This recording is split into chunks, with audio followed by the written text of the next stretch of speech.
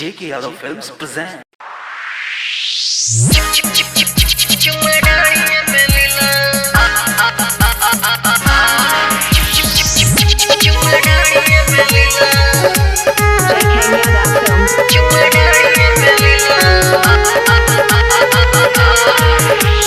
कैसे बताई रोतिया के बाद कैसे बताई रोतिया के बाद हमरो रानी आइल रोहेरा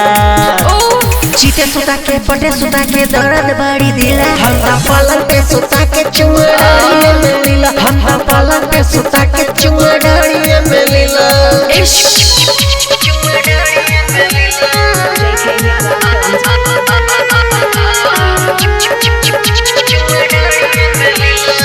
कबो न चुमले हम तोरा गाल पर दिन रात मरम खाली खल के सामान पर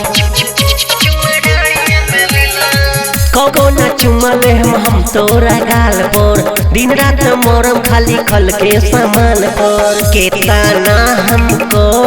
ही रानी तोड़ लीला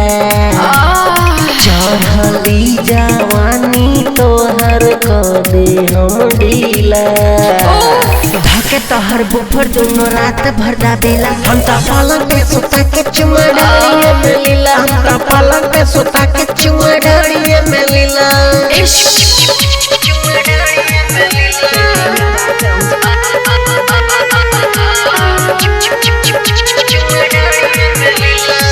कौड़ीले से जिया पे खूबे हम जंग हो जेके यादों से रानी हो खाना तंग हो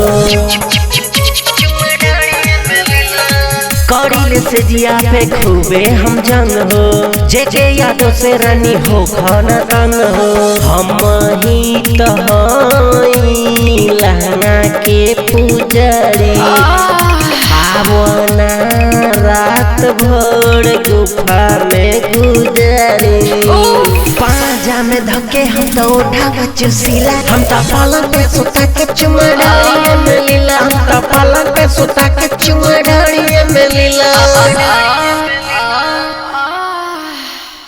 JK Yadav Films